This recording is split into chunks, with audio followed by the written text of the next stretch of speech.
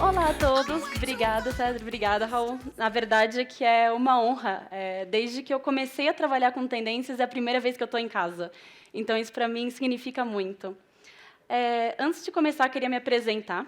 Meu nome é Lívia. Eu sou publicitária também, por mais que agora esteja trabalhando com tendências.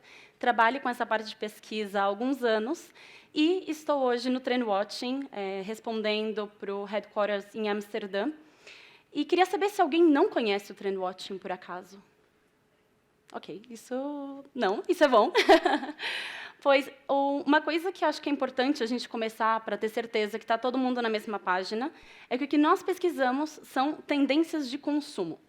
Isso o que significa? Que eu não venho trazer a nova cor da moda, nem o novo aplicativo de sucesso, e até já chegaram a me perguntar sobre investimento. Ou seja, qual é a tendência, onde eu tenho que pôr meu dinheiro? Não podemos responder isso assim, dessa maneira, mas eu posso dizer que o que eu venho compartilhar com vocês hoje são alguns comportamentos dos consumidores. O nosso trabalho, como pesquisadores, é responder à pergunta: o que os consumidores vão querer no futuro? Então, a gente encontrou, em parceria com a INI, 5 caminhos que eu venho trazer para vocês hoje. Por muito tempo, antes da pandemia, a gente começava as palestras com essa frase: o mundo está em constante movimento. Só bonito, né? Parece sério. Só que hoje isso virou quase um eufemismo, né? Assim, depois de tudo que a gente virou, é um understatement. Por isso, para a nossa conversa de hoje, eu decidi mudar esse começo para a grande pergunta: e agora? E agora o quê? Então, vamos dar uma olhadinha nesses 5 caminhos e espero que algum deles seja também novos caminhos para muitos de vocês. A gente vai falar um pouco de cada um desses âmbitos, mas sem spoilers por enquanto. Vamos começar com a primeira tendência. Há um mês atrás, mais ou menos, boa parte da indústria voou até a Riviera Francesa para o Festival Cannes Lions. O que ninguém esperava é que, no segundo dia do evento, o Gustav Mahler, que é um ex-ganhador do prêmio e também ex-júri do festival, ia invadir o palco como ativista do Greenpeace para fazer esse statement: não há prêmios em um planeta morto. Ele fez isso ao devolver o prêmio que ele mesmo tinha ganho em 2007, então foi realmente um super statement. Por mais que a questão da sustentabilidade acabe sendo mais discutida no hemisfério norte do planeta, a gente não pode deixar isso de lado, a gente não pode ignorar esse fato, principalmente como publicitários. Existe um certo peso que não costumamos colocar nas equações das campanhas, que é: o nosso trabalho estimula o consumo. De certa forma, existe uma certa responsabilidade. Ao mesmo tempo, a gente tem grandes oportunidades nesse sentido. O fato é, precisamos falar sobre isso, mas também precisamos adaptar esse contexto à nossa realidade. Estamos em um momento em que precisamos olhar para a sustentabilidade desde a perspectiva holística, olhar para soluções que sejam boas para o planeta e para as pessoas. Precisamos democratizar a sustentabilidade, e é um pouco sobre isso que vamos falar hoje. Como fazer com que seja mais fácil para todo mundo ter comportamentos sustentáveis. Claro que isso não tira a responsabilidade de grandes empresas e de mudanças sistêmicas. Isso é importante a gente deixar claro. O principal hoje é a gente ter um prato na mesa e sabemos que, no mundo, a gente não está vivendo um momento muito fácil. Mas, há um mês atrás, eu vi um vídeo do Meio Mensagem, onde o Felipe Simi, CEO da Soco, e o Preto Zezé, presidente da CUFA, falavam sobre isso, sobre a diferença entre o consumo em excesso e o acesso ao consumo. E é sobre isso essa tendência, é sobre a democratização, é sobre o acesso, tendo em conta as pessoas e o planeta. Por quê? Porque criatividade e novas narrativas trazem esse poder de criar esses novos cenários. Então, como que a gente pode usar a criatividade para melhorar o futuro? Sobre isso é a nossa primeira tendência. Além do verde, a sustentabilidade como uma nova fronteira para a justiça social. O primeiro exemplo vem lá da Holanda. É de uma marca de garrafinhas reutilizáveis. A Doper fez um estudo onde percebeu que a principal dificuldade dos seus consumidores não é em relação ao produto em si, mas é em relação à água. onde achar água para colocar na garrafinha. Porque o que acontece? A gente tem sede, a gente tem a garrafinha, não tem água, a gente compra uma garrafinha. E acaba que o ciclo não fecha completamente. Por isso, ao identificar esse problema, a marca fez um mapeamento no Google Maps de todos os bebedouros públicos e fontes de água potável em toda a Holanda. Assim, qualquer pessoa que tiver sede pode colocar no Google Maps bebedouro e vai saber onde consumir água grátis de maneira sustentável. Esse é um exemplo que, por mais que não venha diretamente da publicidade, mostra exatamente sobre isso. Não importa se você é consumidor dessa marca ou não, aqui eles estão democratizando o acesso a todos que utilizam, pelo menos, o serviço do Google Maps. Quero fazer uma pergunta agora, entrando um pouquinho mais no nosso terreno. Alguém tem ideia qual é a pegada de quanto de carbono emite uma campanha média? Uma campanha digital? Podem falar um número. Um número, qualquer um. 1 milhão. 1 milhão. Quase. 5,4 toneladas de carbono emite uma campanha em média. Isso é 1/3 da pegada de carbono de um consumidor médio dos Estados Unidos, que já tem uma pegada consideravelmente mais alta do que de muitas outras partes do mundo. O ponto é, a gente acaba olhando para o digital, pensando que por não imprimir, por não ter tanto uma questão de divulgação, é mais sustentável, às vezes não é. A sorte é que já existem soluções para fazer com que isso seja sustentável. Um dos exemplos é dessa empresa Goodloop, que é uma empresa britânica, que criou o que chamaram de Green Tag, que é um tag que colocamos na campanha e podemos seguir exatamente como seguimos o impacto, podemos também entender quanto de carbono foi utilizado para veiculação, de peso, quantas vezes aquele anúncio foi carregado, toda a energia que consumiu. Só que, ok, não é apenas sobre a informação, também é sobre a ação. Então, eles criaram uma taxa chamada 3PM, que a cada 1.000 impressões, 1.000 impactos da campanha, eles plantam uma árvore.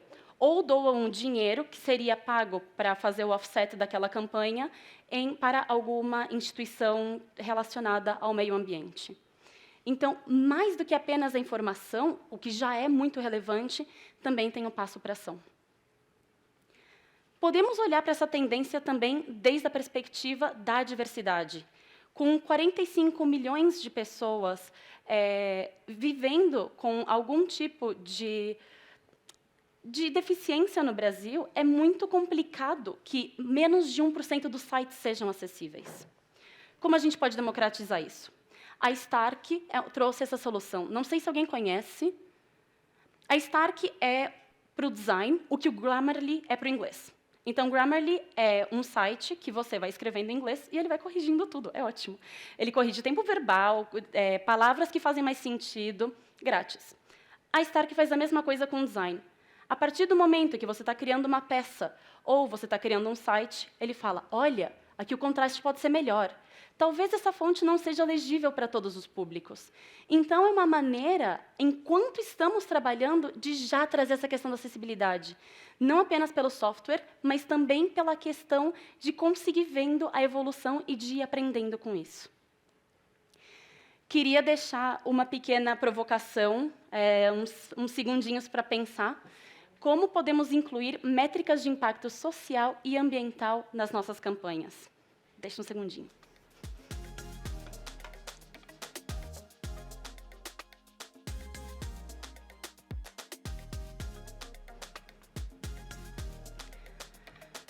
Ok, tendência número 2. Preparados? Sim? Ótimo. Claro, a gente está numa apresentação de tendências. Não posso vir aqui no palco e não falar do hype do momento ou dos próximos anos, que é o metaverso. Como ninguém tinha muita ideia em 1982 o que seria a internet, hoje, em 2022, a gente ainda não definiu o que será o metaverso. O que sim nós conhecemos são oportunidades. O metaverso vai mudar a maneira como nós nos relacionamos com campanhas, com marcas, com produtos, com serviços, com experiências, com os outros e com nós mesmos. Mas, ao mesmo tempo, ela traz muitas perguntas. Como, por exemplo, por que as pessoas vão entrar lá? As pessoas vão querer entrar porque são espaços compartidos, espaços de experiências, espaços de novas narrativas, trazem oportunidades para novas identidades. E desde a perspectiva da mídia, do entretenimento e da publicidade, a gente não pode esquecer que estamos falando de grandes receitas. Se espera que as receitas de shows, de e-commerce, de publicidade, de eventos, tanto online como offline, sejam trazidas, boa parte, para o metaverso. Então, é interessante, pouco a pouco, ir entendendo como transitar por esse espaço. Por mais que pareça um sonho distante, né, algo super longínquo, na verdade, o metaverso ressoa muito com o consumidor brasileiro, porque somos muito notórios pela nossa capacidade digital. Por exemplo, o fato de que, em um país de pouco mais de 200 milhões de habitantes, 94,7% são gamers, é bastante. Também é interessante considerar que o brasileiro está muito empolgado pelo metaverso, por essas novas tecnologias, por esse novo movimento. Por mais que haja uma certa barreira tecnológica que é inerente à nossa maneira de ver o mundo, a galera está muito animada. E não apenas isso, antes de passar para a próxima pergunta, um fato muito curioso, que a Roblox, que é o grande símbolo do metaverso hoje em dia, foi construída em base a uma linguagem brasileira. Uma linguagem chamada Lua, uma linguagem de programação, que foi criada pela PUC do Rio em 1993 para um projeto com a Petrobras. O que acontece é que essa linguagem foi licenciada de maneira open source, assim que o pessoal da Roblox encontrou isso aqui e construiu parte do metaverso, do que hoje vemos como sinal do metaverso. Então, a gente pode falar que ele já tem um pouquinho de DNA brasileiro, não está nada mal. Outra grande pergunta é como podemos traduzir os nossos valores, a nossa identidade?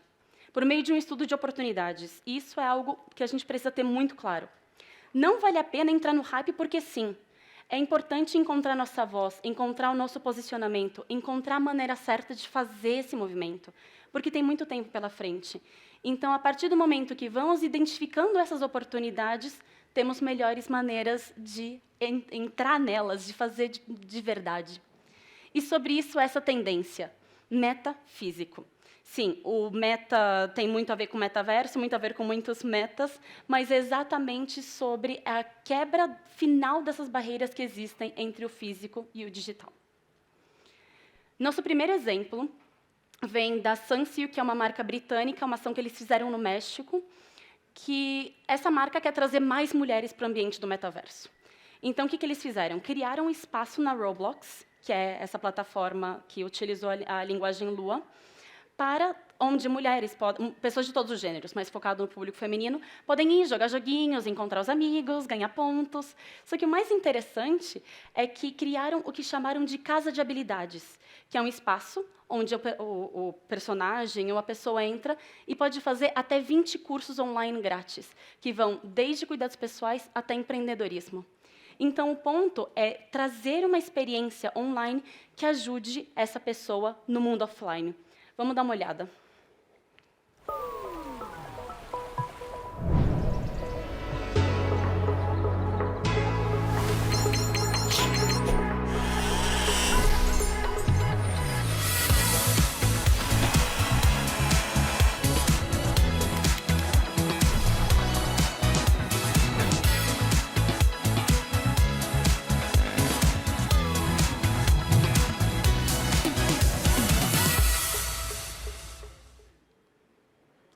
Pensando também nessa questão da coerência, outra marca, essa vez de casa, que está fazendo isso muito bem é a Panties.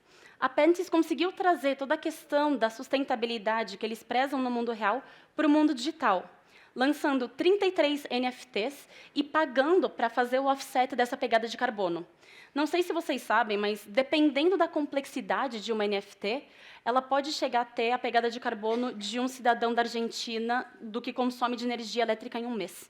Ou seja, é muita coisa. O fato da marca chegar e assumir, e bancar e fazer, mas tendo em conta os seus valores, é muito importante.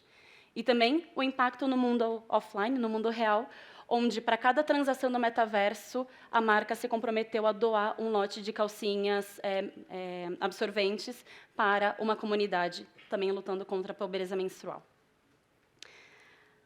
Agora, já que estamos falando de metaverso, tudo muito etéreo, quero fazer uma pergunta. Qual o cheiro do metaverso? Com certeza, isso a gente não tem dúvidas. A marca Byredo, que é uma marca de perfume de luxo, tentou construir exatamente isso. A sua última linha está associada a cada unidade do perfume a uma NFT. E a partir do momento que você compra, você pode usar, você tem acesso a esse NFT, que entra no sistema RTKFT, que é da Nike, e pode ser utilizada como uma aura. Ou seja, no mundo real, você está com a aura do perfume, e no mundo virtual, você usa essa aura, que as cores, as dinâmicas, o comprimento, tudo é uma visualização gráfica das notas do perfume. Então, é a maneira de trazer o status e a diferenciação do perfume para o mundo real, para o mundo virtual, também trabalhando essa questão, esse quesito das emoções. Agora podemos pensar um pouco como seria o outro lado do caminho. E se as ações, as vantagens do mundo virtual entrassem no mundo real? Foi exatamente o que a Live Nation e a Snap estão fazendo com a sua última parceria, onde você tem, por meio de uma experiência de realidade virtual, a exploração do canvas artístico do show. Ou seja, os artistas não apenas têm mais o palco ou a tela, eles também têm outros espaços. Para os espectadores, isso é, além da experiência per se, tem também certas vantagens, como encontrar o amiguinho perdido que foi pegar cerveja e nunca voltou, saber onde está o merchandising mais próximo e também provar isso de maneiras mais eficientes. Vamos dar uma olhadinha. Take me to another day.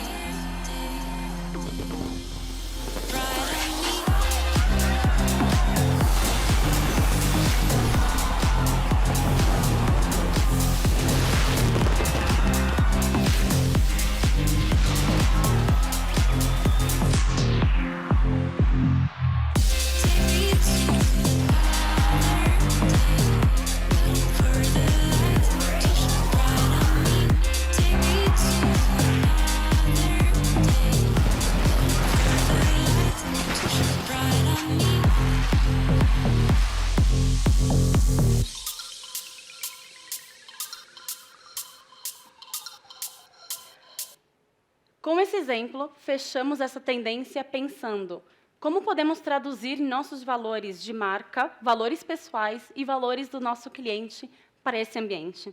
Deixar uns segundinhos para reflexão.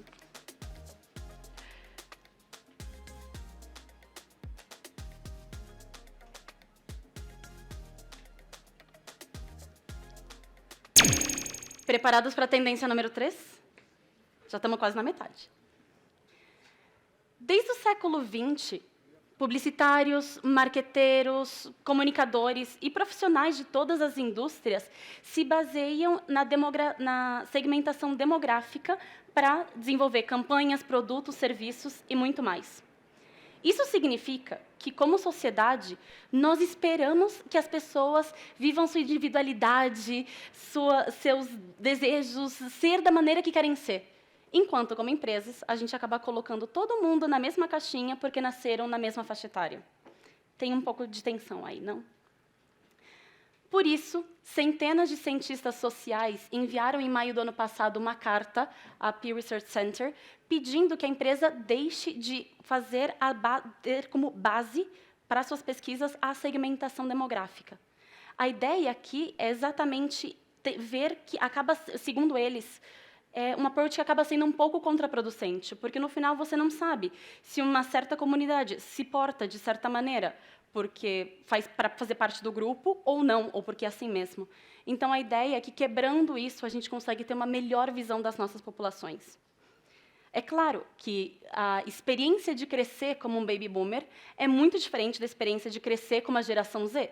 Mas isso se dá muito mais por uma questão contextual, uma questão de tecnologia, de acesso e de momento do mundo, porque até mesmo dentro de uma própria geração, você consegue ter experiências muito diferentes, dependendo do momento de vida. O ponto é, ao fechar apenas na questão demográfica, perdemos tensões, perdemos movimentos que podiam dar em movimentos culturais. É importante também entender que nós nos identificamos cada vez mais com grupos por por problemas que temos, ou pela comunidade, ou pelo momento de vida, ou apenas pelo lugar onde estamos, pelos nossos valores. Isso acaba sendo muito mais complexo que apenas onde nascemos, que idade temos e por aí vai. A gente precisa começar a olhar cada vez mais para o consumidor de uma forma pós-demográfica. E isso falamos na nossa terceira tendência, demográfico-democrático. As oportunidades criadas a partir desses olhares pós-demográficos. Nosso primeiro exemplo vem lá da China. O Weibo, para quem não sabe, é considerado o Twitter chinês. Aqui, eles criaram um novo aplicativo chamado Planet, que a ideia é exatamente utilizar apenas a segmentação pós-demográfica. O que eles fizeram?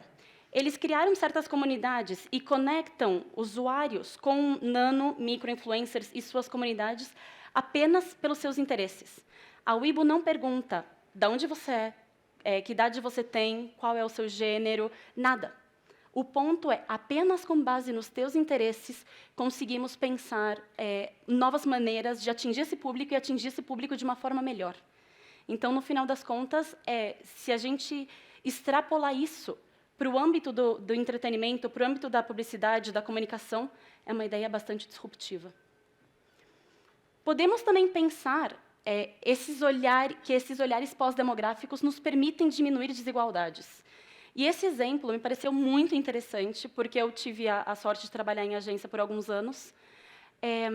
Acaba, muitas vezes, dependendo da agência, dependendo do momento, o público é um pouco homogeneizado em alguns âmbitos. A ideia da WPP de Londres e da Mullen Lowe dos Estados Unidos era exatamente contratar mulheres de meia idade que não tinham tido contato com a publicidade ou que buscavam uma recolocação no trabalho.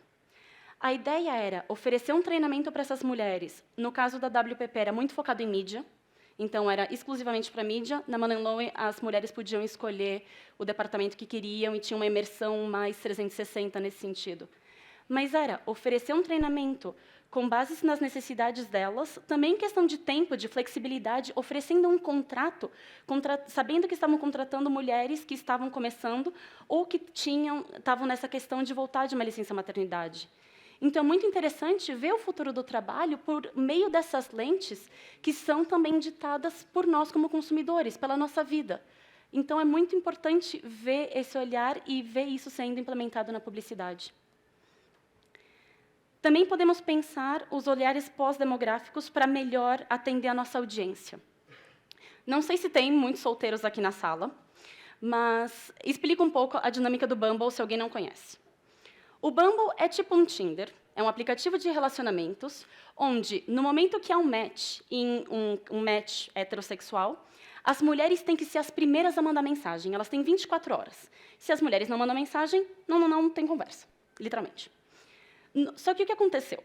A ideia é muito boa, estava funcionando super bem, só que, claro, segregava, de certa maneira, casais homossexuais, homofetivos, ou pessoas não binárias.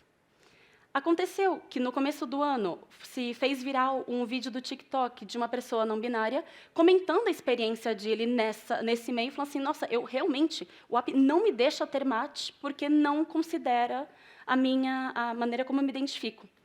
Isso fez com que a empresa tivesse que repensar toda a dinâmica do aplicativo, e agora o que eles fazem é que, se há uma pessoa não binária no meio da conversa, qualquer pessoa pode tomar a iniciativa.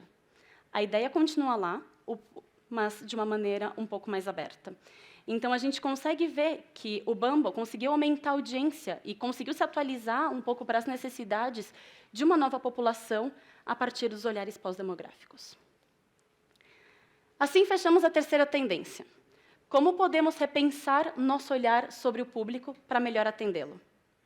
Uns 5 segundinhos.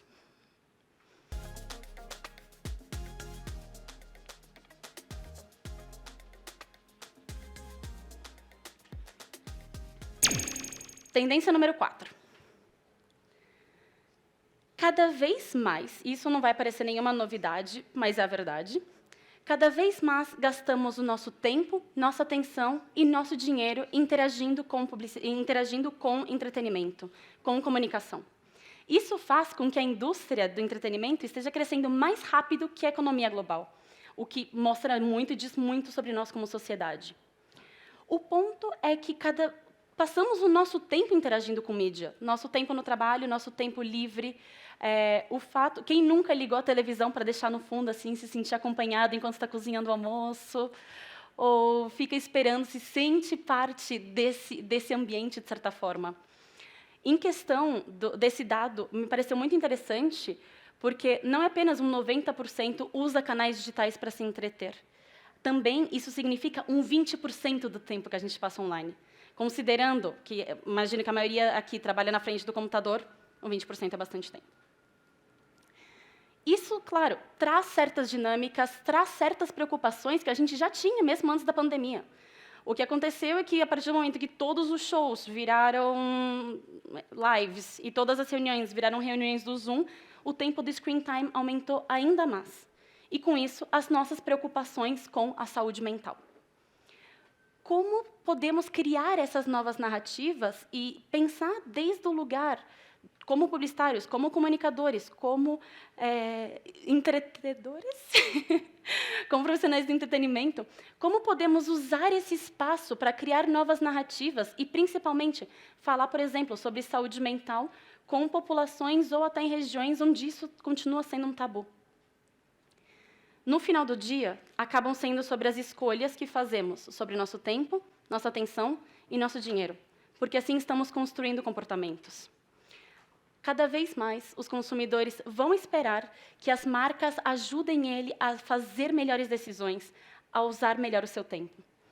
E é sobre isso a tendência número 4, síncronos. Consumidores contam ou esperam contar com a ajuda de marcas para melhor aproveitar o seu tempo. Esse primeiro exemplo vem lá do Canadá. É uma empresa recentemente nova, eles ainda não colocaram nada no mercado, mas a proposta me pareceu bastante interessante. É uma empresa de videogames que pretende que todos os jogos, todas as experiências que eles criem, traga valores para o usuário. A ideia é que sejam jogos terapêuticos, que por meio dos estímulos de cor, de ritmo, de som, a experiência holística faça com que você se relaxe. Seja um tratamento para a ansiedade. Eles esperam também, estão trabalhando com board de médicos, então não são apenas os programadores que estão nessa, mas eles esperam também criar certas ferramentas para ajudar, por exemplo, pessoas que lidam com algum tipo de autismo a relaxar e a sair de um momento de crise, e esperam, no futuro, ser também uma nova ferramenta contra a depressão. Podemos também pensar como melhorar hábitos. A Glenwine, essa marca de whisky, lançou, no começo do ano, a edição offline, que é, a partir do momento que você tira a garrafa da caixa, a caixa está forrada com um pedaço de ferro que bloqueia todas as redes de Wi-Fi, Bluetooth, ligação. E a ideia é que as pessoas que estejam compartilhando esse momento, que estejam degustando o produto, coloquem o celular dentro para realmente estar presente. Talvez a gente não precise de uma caixa para isso. Talvez a gente pudesse conseguir deixar o celular em casa. Mas, sim, tem o WhatsApp, tem que mandar a localização, pedir o Uber, vai que você fica na rua, não dá para arriscar.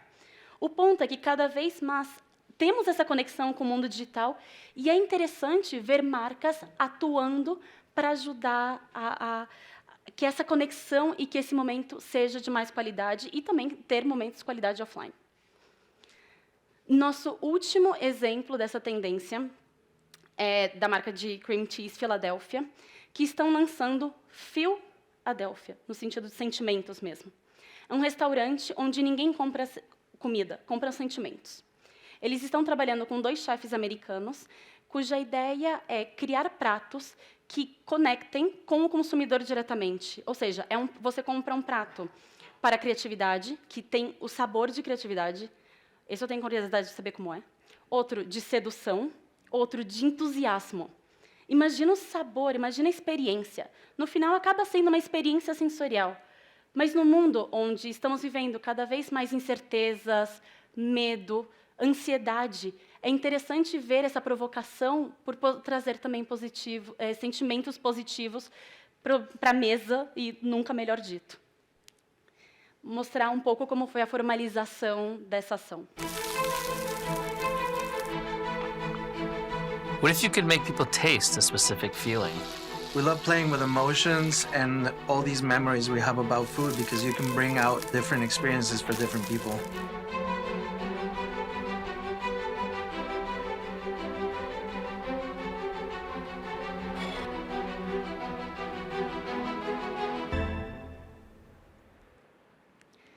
E assim fechamos a tendência síncronos, nos perguntando como podemos criar conteúdos e campanhas que façam bem à nossa audiência. Deixe uns segundinhos para reflexão.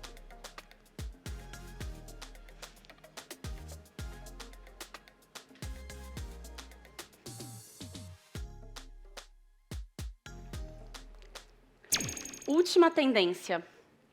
Vamos lá. Estão gostando até aqui? Tudo certo? Ótimo, que bom, fico feliz. Estamos vivendo um grande momento, claro, tinha que ter um meme. Não seria uma apresentação de verdade se não tivesse memes. Mas exatamente sobre isso. Estamos vivendo o momento da cultura do remix. Antigamente, e aí falando numa questão dos últimos 20, 30, 40 anos, a cultura era muito top-down.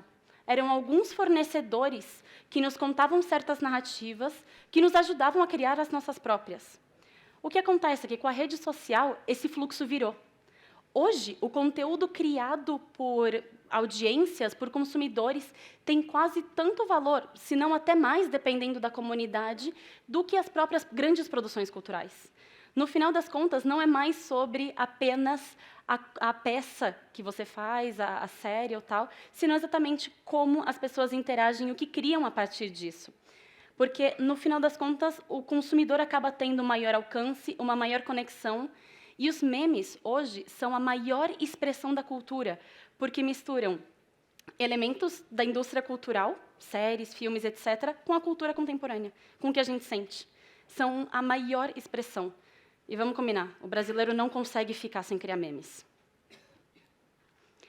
Nesse sentido, o consumidor está criando cada vez mais. O perfil do consumidor do futuro é um consumidor que vai criar mais conteúdo, que vai buscar mais engajamento com a comunidade, e as marcas vão desafiar cada vez mais esses consumidores a criar coisas mais malucas, a interagir de uma nova forma. Como que a gente pode fazer isso direito? O fato é que as marcas, usando também a criatividade dos consumidores, existe desde sempre. O que muda agora é o fato de que passamos uma pandemia e muita gente teve o privilégio de focar um pouco em si, de começar um novo hobby, de se especializar em alguma coisa.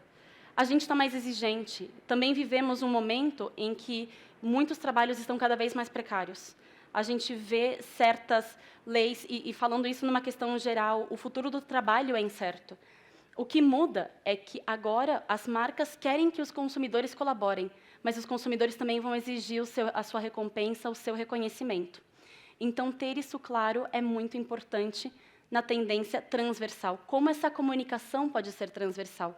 Como essa colaboração, como podemos ver além de apenas consumidores? Primeiro exemplo vem do Airbnb. A marca lançou, há poucos meses atrás, a seção Oh My God, de casas malucas, inesperadas, e decidiram também criar um fundo para casas mais malucas e projetos mais inovadores. Eles separaram 10 milhões de dólares para ser dado a 100 pessoas. 100 pessoas não necessariamente precisam ser arquitetos, não necessariamente precisam ser engenheiros. A ideia era você ter uma ideia, ter um projeto, enviar para eles, e um board de jurados vai selecionar as 100 melhores de acordo com 3 elementos. Sustentabilidade, autenticidade, inovação e viabilidade também. A partir do momento que algo é inovador, é sustentado e é viável, a Airbnb vai fazer essa seleção. O interessante também é que a marca prometeu que vai seguir, porque eles só selecionaram 10, para prometer que vão seguir passo a passo cada um dos projetos, para ter certeza que eles vão ser realizados. Nosso segundo exemplo vem da Electronic Arts. A rede de videogames criou uma rede de criadores gamers para colaborar diretamente com a marca. Qual é a ideia? Eles fazem perguntas, pedem feedback e, em troca, oferecem Patrocínio, prêmios, moedas, inclusive patrocínios para os canais Twitch, porque sabe que a maioria desses jogadores são jogadores tão ávidos pela própria indústria, pelo próprio movimento, que, para eles, um patrocínio de Twitch valeria muito mais a pena do que qualquer dinheiro no final do mês. O interessante é que houve um case de um jogador que chamou a atenção do pessoal da EA, falando assim, hey, não há diversidade suficiente na cor de pele dos The Sims. Essa pessoa foi convidada a ser consultor e foi contratado pela empresa, e agora é um profissional como qualquer um. Então, não é apenas a questão da colaborador, não é apenas ver a sua rede como microfones para espalhar sua mensagem, também é vê-los como consultores, como facilitadores. Isso é o caso do nosso último exemplo de hoje. A Lego, porque, claro, não dá para falar de comunidade sem falar de Lego, criou o Lego World Builders. A ideia é um espaço digital, como um começo de metaverso, um jogo, onde todo mundo é livre para criar o ambiente que quiser, o universo que quiser, tem todas as ferramentas, todo o budget do mundo. Esse é o sonho de qualquer pessoa. O que acontece? A marca fica olhando e observando e dando palpite e interage, ou seja, não é que eles são como águias sobrevoando os mundos, mas eles interagem, eles têm um papel, os consumidores interagem com os profissionais da Lego e a marca dá a possibilidade de comprar o seu universo. Se você tem uma ideia incrível, se os caras veem potencial aí, eles compram, te pagam uma cota generosa pelo teu universo, a ti e a todos os colaboradores que fizeram, que colocaram algum elemento nisso, e podem ajudar a transformar isso ou em um filme, curta ou longo, ou em uma experiência digital, ou em um novo jogo. A ideia é que você vai trabalhando com a marca para construir os próximos passos. O último, eles têm também um contest, né, um concurso para encontrar esses universos, que também são votados pelos próprios colaboradores. O último, que a gente vai ver agora no que vai dar, foi, acho que aprovado semana passada ou na anterior, é uma ideia de uma dupla mexicana que criaram um universo de Lego vintage, que é invadido por uma inteligência artificial. E, a partir daí, vão se desenvolver muitos outros momentos. Assim, fechamos a nossa última tendência de hoje. Como podemos recompensar nossos consumidores pelos esforços interagindo conosco? E também, como podemos incluí-los no processo de criação? Eu espero que, pelo menos com algum desses 5 caminhos, falamos sobre sustentabilidade, sobre metaverso, sobre olhares pós-demográficos, muito sobre pessoas, sobre tempo e onde está o nosso segredo, e também sobre a cocriação. Espero que algum desses caminhos ajudem vocês a responder essa pergunta. E agora quê? Como primeiro passo, costuma ser o mais difícil, vou deixar aqui 3 bullet points para vocês pensarem como começar a agir em qualquer um desses pontos, ou muitos outros que também vamos ver hoje. Refletir. Esse é o primeiro passo. Interagir, pensar, internalizar, racionalizar quais tendências fazem mais sentido. Muitas vezes é a que te interessou mais. Essa foi a que mais ressoou. Compartilhar, conversar. Converse com amigos, com colegas, com concorrência, se quiser, com chefes.